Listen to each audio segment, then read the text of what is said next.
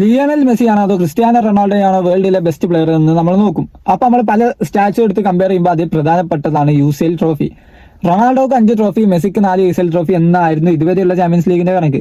പക്ഷെ നിലവിൽ അതിൽ ചെറിയൊരു മാറ്റം വന്നിട്ടുണ്ട്. അത് എത്രത്തോളം ഉറപ്പായിട്ടുണ്ട് നമുക്ക് പറയാൻ പറ്റില്ല. പക്ഷെ നമ്മുടെ ചാമ്പ്യൻസ് ലീഗിന്റെ വെബ്സൈറ്റിൽ പോകുമ്പോൾ അങ്ങനെയാണ് കാണാൻ കഴിയുന്നത് എന്നാണ് പ്രമുഖ മാധ്യമങ്ങളെല്ലാം റിപ്പോർട്ട് ചെയ്യുന്നത്. അതായത് 2006 മെസ്സി ഫസ്റ്റ് UCL അടിക്കുന്ന സമയത്ത് മെസ്സി ആ ഫൈനലിൽ കളിച്ചിട്ടില്ല. മെസ്സി അതിന്റെ നോക്കൌട്ട് സ്റ്റേജിലും കളിച്ചിട്ടില്ല എന്നാണ് തോന്നുന്നത്. പരിക്ക്, ഹാംസ്ട്രിങ് പരിക്കായിരുന്നു. അങ്ങനെ മെസ്സി കളിച്ചിട്ടില്ല.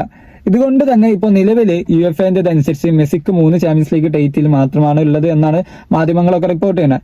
അതായത് 2006 മെസ്സി ചാമ്പ്യൻസ് ലീഗിന്റെ ആ സ്ക്വാഡിൽ ഉണ്ടായിരുന്നെങ്കിൽ പോലും മെസ്സിക്ക് ആ ഒരു ഫൈനൽ മിസ് ഔട്ട് ആകുക, പരിക്ക് കാരണം മെസ്സിക്ക് ഫൈനലിൽ കളിക്കാൻ പറ്റിയില്ല.